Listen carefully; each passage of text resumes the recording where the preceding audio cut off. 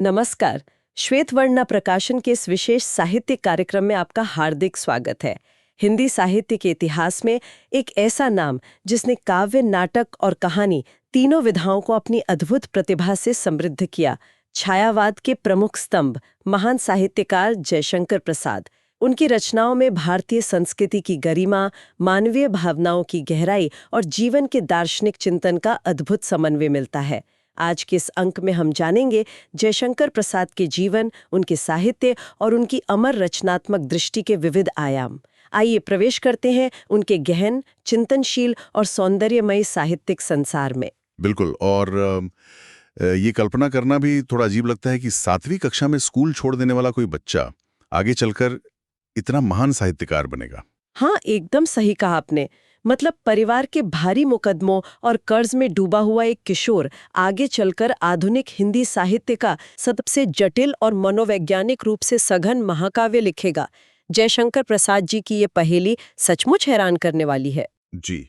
और आज का हमारा उद्देश्य केवल किसी महान लेखक की जीवनी का पाठ करना नहीं है, बल्कि उस पूरी प्रक्रिया को समझने की कोशिश है। सही बात है। ये समझना बहुत जरूरी है कि कैसे काशी के एक समृद्ध व्यापारी परिवार का वो बालक एक ऐसा दर्शन गढ़ता है जो आज के कृत्रिम बुद्धिमत्ता और डेटा से चलने वाले समाज में भी उतना ही प्रासंगिक है। ये एक बहुत ही दिलचस्प यात्रा है। देखिए, अक्सर जब महान साहित्यकारों की बात होती है तो उनके संघर्षों को बहुत सतही तौर पर देखा जाता है। हाँ, बस ऊपर ऊपर से। बिल्कुल।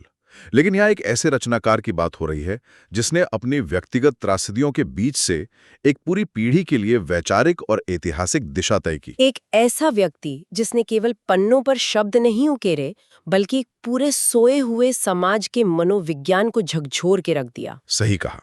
तो इस चर्चा में आगे बढ़ने से पहले मैं चाहूंगा कि हम एक ऐसे शब्द पर बात करें जो जयशंकर प्रसाद जी के नाम के साथ हमेशा जुड़ता है। आप छायावाद की बात कर रहे हैं ना? जी। जब भी साहित्य की बात होती है तो लोग बिना समझाए इस शब्द का इस्तेमाल कर लेते हैं। आम भाषा में आखिर ये छायावाद है क्या? ये बहुत ही महत्वपूर्ण सवाल है। अगर इसे बिल्कुल सरल शब्दों में समझें तो 20वीं सदी की शुरुआत में हिंदी कविता बहुत ही उपदेशात्मक और कठोर नियमों में बंधी हुई थी। मतलब जैसे कोई शिक्षक नैतिकता का पाठ पढ़ा रहा हो। बिल्कुल वैसे ही। इसे द्विवेदी युग की कविता कहा जाता था। छायावाद इसके ठीक विपरीत एक वैचारिक और कलात्मक विद्रोह था। अच्छा। तो इसमें कवि अपने व्यक्तिगत सुख, दुख, प्रेम और प्रकृति के रहस्य को केंद्र में लाया। जी हाँ, ये एक तरह का रोमांटिसिज्म था जहाँ इंसान के मन की गहराइयों, उसकी कल्पनाओं और भावनाओं को खुलकर व्यक्त करने की आजादी थी। और प्रसाद जी इसी विद्रोही और स्वतंत्र काव्यधारा के सबसे मजबूत स्तंभ थे। एकदम सही। ये स्पष्टता बहुत जरूरी थी। तो अब अगर उनके बचपन की पृष्ठभूमि पर नजर डालें तो वो भी किसी कहानी से कम नहीं है। जन्म संवत 1946 यानी 1889 ईस्वी में काशी के कान्यकुब्ज हलवाई वैश्य परिवार में हुआ। ये कोई आम परिवार नहीं था। उनके दादा ने तंबाकू की पत्ती से सुंघनी नाम के एक चूर्ण का आविष्कार किया था। हाँ, मैंने पढ़ा है इसके बारे में। ये उत्पाद इतना लोकप्रिय हुआ कि पूरा परिवार ही सुंघनी साहू के नाम से जाने लगा। बिल्कुल। लेकिन जो बात सबसे ज्यादा ध्यान खींचती है वो है उस पैसे और समृद्धि का प्रभाव। वो केवल एक व्यापारी परिवार नहीं था, बल्कि काशी की सांस्कृतिक और बौद्धिक गतिविधियों का केंद्र था। जी। सुना है उस घर में दान पुण्य का ये आलम था कि साधु संतों को नियमित रूप से काठ के तुम्बे और कंबल दान किए जाते थे। सिर्फ यही नहीं, वहां पहलवानों का जमघट होता था, कवियों और संगीतकारों की महफिलें सजती थीं। तो जब कोई बच्चा ऐसे माहौल में बड़ा होता है जहां दिन रात कला, दर्शन और उदारता का प्रदर्शन हो रहा हो, तो उसके अवचेतन में सौंदर्य बोध के बीज अपने आप बोए जाते हैं। और रसिकता के भी। वो केवल एक व्यापारी का बेटा नहीं था, वो काशी की उस समृद्ध संस्कृति का सीधा वारिस था। लेकिन यहाँ एक विरोधाभास है। एक तरफ ये इतनी बड़ी सांस्कृतिक समृद्धि है और दूसरी तरफ स्कूली शिक्षा का अचानक रुक जाना। हाँ, परिवार में आपसी कलह और भारी मुकदमों के कारण प्रसाद जी क्वींस कॉलेज में सिर्फ 7वीं कक्षा तक ही पढ़ पाए। अब यहाँ एक स्वाभाविक सा संदेह पैदा होता है। बिल्कुल। बिना किसी औपचारिक स्कूली शिक्षा के कोई व्यक्ति घर बैठे संस्कृत, उर्दू, अंग्रेजी और सबसे बढ़कर उपनिषद और बौद्ध दर्शन का इतना गहरा अध्ययन कैसे कर सकता है? ये संदेह बिल्कुल लाजमी है, क्योंकि आज के डिग्री आधारित समाज में ऐसी बात पर यकीन करना मुश्किल है। सच में, ये सुनने में किसी मिथक जैसा लगता है। व्यावहारिक रूप से ये कैसे संभव हुआ? इसे समझने के लिए प्रसाद जी के स्वाध्याय यानी सेल्फ स्टडी के अनुशासन को देखना होगा। देखिए, उन्होंने स्कूल जरूर छोड़ा था, लेकिन शिक्षा नहीं। मतलब उनके परिवार ने घर पर ही योगिक शिक्षकों का प्रबंध किया था। श्री दीनबंधु ब्रह्मचारी जैसे प्रकांड विद्वान उन्हें उपनिषद पढ़ाने आते थे। और प्रसाद जी ने केवल भाषा ही नहीं रटी, उन्होंने दर्शन को जिया। विशेष रूप से बौद्ध दर्शन के करुणा के सिद्धांत का उन्होंने अत्यंत मौलिक अध्ययन किया, ऐसा कहा जाता है। जी हाँ, ये कोई किताबी ज्ञान नहीं था, ये उनके भीतर के खालीपन और संसार के दुखों को समझने की एक गहरी दार्शनिक खोज थी, जो बाद में उनके साहित्य की मूल आत्मा बनी। ये सच में एक बहुत बड़ा सबक है कि औपचारिक शिक्षा और वास्तविक ज्ञान में कितना बड़ा अंतर हो सकता है। अब अगर उनकी काव्य यात्रा की बात करें तो शुरुआत बहुत पारंपरिक तरीके से हुई थी। हाँ, उस दौर में समस्या पूर्ति का बड़ा चलन था। ये एक तरह का बौद्धिक और काव्यात्मक खेल था, जहाँ किसी कवि को एक अधूरी पंक्ति या कोई विषय दे दिया जाता था और उसे उसी समय अपनी कल्पना से उस पर पूरी कविता रचनी होती थी। बिल्कुल सही। प्रसाद जी ने शुरुआत यहीं से की थी। ये उनकी भाषा और छंद पर पकड़ को मजबूत करने का एक शानदार तरीका था। लेकिन वे उस बंधी बंधाई परिपाटी में रुके नहीं।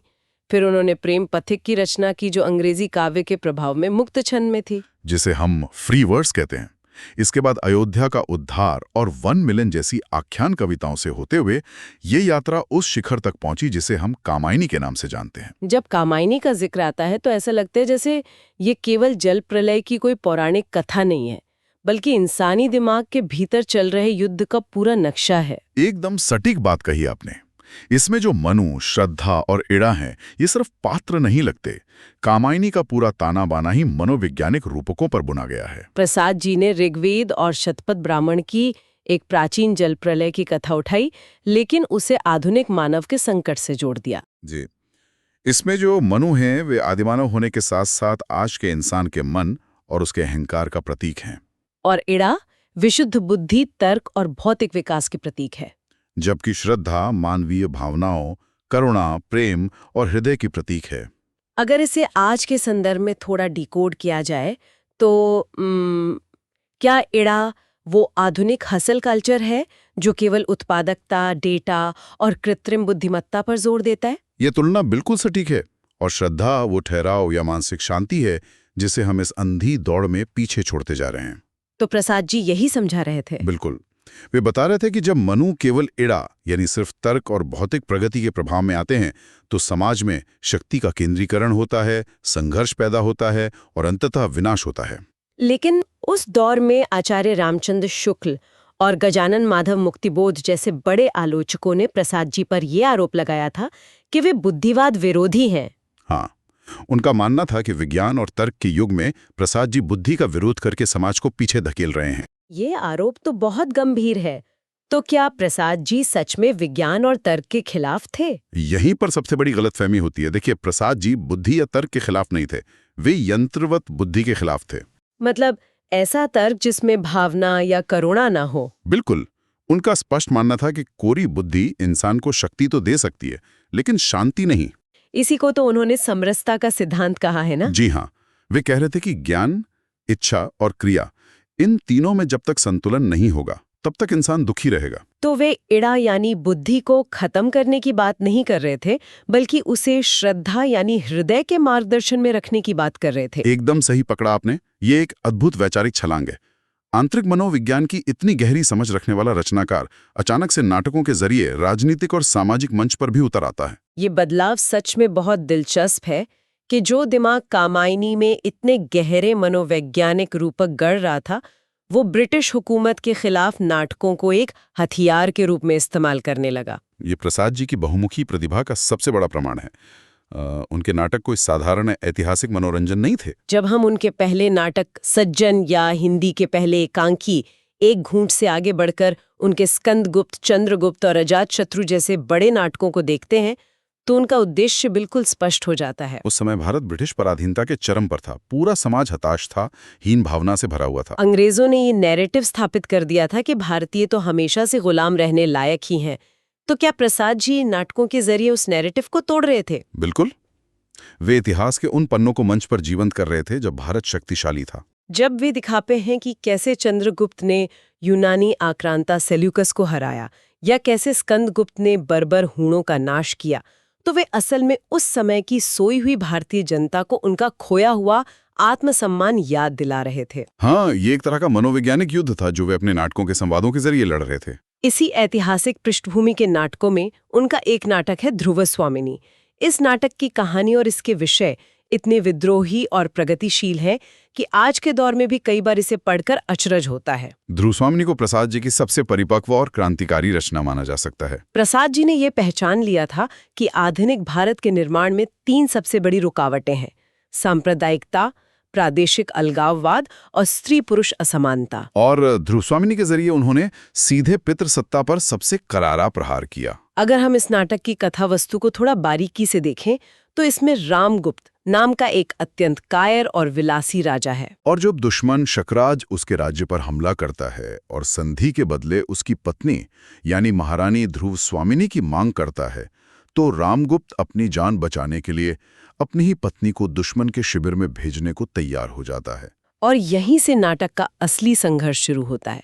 ध्रुव स्वामिनी केवल रोती गिड़गिड़ाती नहीं है, वो विद्रोह कर देती है। उस दौर में जब समाज में स्त्रियों की स्थिति अत्यंत दयनीय थी और पति को परमेश्वर माना जाता था, प्रसाद जी एक ऐसी नायिका रचते हैं जो अपने कायर पति को नकार देती है। सबसे बड़ी बात यह है कि प्रसाद जी ने धर्मशास्त्रों का ही हवाला देकर मोक्ष यानी तलाक और पुनर्विवाह का समर्थन किया। वे ये स्थापित करते हैं कि जो पुरुष अपनी पत्नी की रक्षा नहीं कर सकता, उसे पति कहलाने का कोई अधिकार नहीं है। 1930 के दशक में स्त्री स्वाधीनता, तलाक और पुनर्विवाह जैसे वर्जित विषयों पर इतनी सशक्त बात कहना अपने समय से बहुत आगे की सोच थी। सच में एक लेखक जो अतीत की कहानियां कह रहा है, वो भविष्य के समाज को लेकर इतना प्रगतिशील हो सकता है, यह उनकी रचनात्मक दृष्टि की विशालता को दर्शाता है। चलिए अब नाटक के मंच से उतरकर उनके कथा साहित्य यानी कहानियों और उपन्यासों की दुनिया में चलते हैं। उन्होंने लगभग 60 कहानियां लिखी। पहली कहानी ग्राम से लेकर पुरस्कार गुंडा और आकाशदीप जैसी उत्कृष्ट रचनाओं तक। इसी दौर में मुंशी प्रेमचंद भी अपनी कहानियां लिख रहे थे। इन दोनों महान समकालीनों की शैली में जो जमीन आसमान का अंतर था, वो अक्सर चर्चा का विषय रहता है। यह अंतर हिंदी साहित्य के विकास को समझने के लिए सबसे अहम है। देखिए, प्रेमचंद और प्रसाद ने हिंदी कहानी को 2 बिल्कुल अलग और नई दिशाएं दी। एक शब्द है आदर्शोन्मुखी यथार्थवाद। हाँ, मुंशी प्रेमचंद इसी धारा के लेखक थे। उनका पूरा ध्यान समाज की बाहरी सच्चाई पर था। गरीबी, शोषण, किसानों की समस्याएं, जमींदारों का अत्याचार। उनका साहित्य समाज का एक खुला आईना था। लेकिन प्रसाद जी का रास्ता बिल्कुल अलग था। उनका ध्यान मनुष्य के बाहरी संघर्ष पर नहीं, बल्कि उसके भीतर चल रहे भावद्वंद पर था। जब हम इस भावद्वंद की बात करते हैं तो मुझे उनकी कहानी आकाशदीप की नायिका चंपा याद आती है। जब कोई उस कहानी को पढ़ता है तो बाहर समुद्र में जो तूफान चल रहा है, उससे कहीं बड़ा तूफान चंपा के मन के भीतर चल रहा होता है। आकाशदीप इसका सबसे बेहतरीन उदाहरण है। चंपा एक निर्वासित जीवन जी रही है। उसके मन में जलदस्यु बुधगुप्त के लिए अथाह प्रेम पैदा हो जाता है। लेकिन साथ ही उसे ये भी गहरा संदेह है कि उसी बुधगुप्त ने उसके पिता की हत्या की है। अब एक तरफ उसका बेइंतहा प्रेम है और दूसरी तरफ पिता की मौत का प्रतिशोध और अपना कर्तव्य। आकर्षण और नफरत के इस दोराहे पर इंसान का मन कैसे टूटता है, कैसे वो खुद से लड़ता है, प्रसाद जी ने इसे इतनी बारीकी से उकेरा है कि पाठक सुन रह जाता है। वे परिस्थितियों के नहीं, बल्कि परिस्थितियों के प्रति इंसान की मनोवैज्ञानिक प्रतिक्रिया के शिल्पी थे। और यही मनोवैज्ञानिक गहराई उनके उपन्यासों में भी दिखती है। उन्होंने 3 उपन्यास लिखे, कंकाल, तितली और अधूरा उपन्यास इरावती। अक्सर आलोचक ये मान लेते थे कि प्रसाद जी तो सिर्फ अतीत और कल्पना के महलों में रहने वाले लेखक हैं। लेकिन जब कोई कंकाल पढ़ता है तो वो बहुत ही कच्चा और कड़वा यथार्थ महसूस करता है। वो अतीत की नहीं, बल्कि अपने ही समय के समाज की सबसे घिनौनी सच्चाइयों की बात कर रहे हैं। एकदम सही। कंकाल ने उन तमाम आलोचकों को करारा जवाब दिया जो प्रसाद जी को यथार्थ से कटा हुआ मानते थे।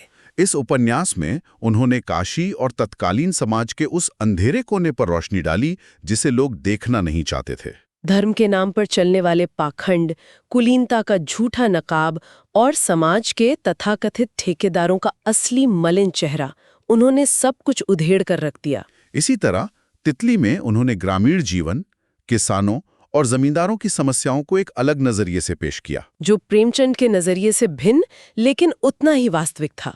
लेकिन इन सब उपलब्धियों और इतनी विविधताओं के बावजूद उन पर आलोचनाओं के तीर हमेशा चलते रहे। हाँ, एक बहुत बड़ा वर्ग था जो उन पर पलायनवादी होने का ठप्पा लगाता था। उनका कहना था कि प्रसाद जी वर्तमान की ज्वलंत समस्याओं और कड़वी सच्चाइयों का सामना करने से घबराते हैं। इसलिए वे बार बार इतिहास में छिपने चले जाते हैं, अतीत के गड़े मुर्दे उखाड़ते हैं। साहित्य जगत में ये आरोप बहुत लंबे समय तक बहस का मुद्दा रहा, लेकिन आचार्य नंद दुलारे वाजपेयी जैसे प्रखर और दूरदर्शी समीक्षकों ने बहुत तार्किक ढंग से इस धारणा को ध्वस्त किया। उनका स्पष्ट कहना था कि प्रसाद जी अतीत में भाग नहीं रहे थे, बल्कि वे अतीत और वर्तमान को देखकर भविष्य का निर्माण कर रहे थे। इसे इस तरह समझिए, अगर कोई व्यक्ति अपनी नींव मजबूत कर रहा है तो आप उसे ये नहीं कह सकते कि वो जमीन के नीचे छिप रहा है। प्रसाद जी भारत की सांस्कृतिक और ऐतिहासिक नींव को मजबूत कर रहे थे ताकि उस पर एक स्वतंत्र और आत्मविश्वासी भारत की इमारत खड़ी की जा सके। अंग्रेजों के उस नैरेटिव को तोड़ना जरूरी था कि भारत हमेशा से एक कमजोर, असभ्य और पराजित देश रहा है। इतिहास उनके लिए कोई छिपने की जगह नहीं थी, बल्कि ऊर्जा हासिल करने का एक बहुत बड़ा स्रोत था। ये एक बहुत ही शक्तिशाली नजरिया है। इतिहास को महज गुजरे हुए कल की तरह नहीं, बल्कि एक मनोवैज्ञानिक अस्त्र और भविष्य के ब्लूप्रिंट की तरह इस्तेमाल करना। इस पूरी चर्चा ने जयशंकर प्रसाद के साहित्य को सिर्फ पन्नों की कैद से निकालकर आज के हमारे जीवन के बीच लाकर खड़ा कर दिया है। लेकिन इन सब बातों पर विचार करते हुए एक बहुत ही गहरा दार्शनिक सवाल मन में उठता है। आज हम 21वीं सदी में जी रहे हैं। ये एक अति आधुनिक डेटा संचालित युग है। हर तरफ कृत्रिम बुद्धिमत्ता, एल्गोरिदम और कोरी उत्पादकता की बात हो रही है। हम हर फैसले में सिर्फ लॉजिक खोजते हैं। तो क्या हम जाने अनजाने में पूरी तरह से उस इड़ा के गुलाम नहीं होते जा रहे हैं जिसके खतरे के बारे में प्रसाद जी ने कामायनी में दशकों पहले आगाह किया था? यह सवाल आज के समय की सबसे बड़ी चिंता होनी चाहिए। हम तकनीकी विकास के चरम पर पहुंच रहे हैं, लेकिन क्या हम भीतर से खोखले और अकेले नहीं होते जा रहे हैं? एक ऐसा समाज जो मशीन की तरह सोचता है और जिसमें इंसानी संवेदनाओं की कोई जगह नहीं बचती, वो समाज अंततः किस दिशा में जाएगा? शायद आज का आधुनिक मनुष्य अपनी करुणा और संवेदनाओं को पीछे छोड़कर फिर से उसी विनाशकारी चौराहे पर आकर खड़ा हो गया है, जहां कामायनी का हताश और दिशाहीन मनु खड़ा था। प्रसाद जी का साहित्य आज हमें यही चेतावनी दे रहा है कि बिना हृदय के कोरी बुद्धि का विकास एक नए और कहीं अधिक भयानक प्रलय को ही जन्म देगा। ये वाकई सोचने वाली बात है कि क्या हम एक ऐसी दुनिया बना रहे हैं जो सिर्फ इड़ा के कठोर नियमों पर चल रही है? और क्या उसमें श्रद्धा के लिए कोई जगह बची है? बिल्कुल, हमें इस पर गंभीरता से विचार करना होगा। पुरुषोत्ताओं, ये थी हिंदी साहित्य के यशस्वी रचनाकार जयशंकर प्रसाद के जीवन और कृतित्व पर आधारित हमारी विशेष प्रस्तुति। उनकी रचनाएं आज भी मानवीय संवेदना, संस्कृति और दर्शन की अमूल्य धरोहर के रूप में हमें प्रेरित करती हैं। आशा है यह साहित्यिक यात्रा आपको ज्ञान और चिंतन की नई दिशा प्रदान करेगी। श्वेतवर्णा प्रकाशन के इस कार्यक्रम को सुनने के लिए आपका धन्यवाद। इसी प्रकार की अन्य साहित्यिक प्रस्तुतियों के साथ हम शीघ्र ही पुनः उपस्थित होंगे। नमस्कार।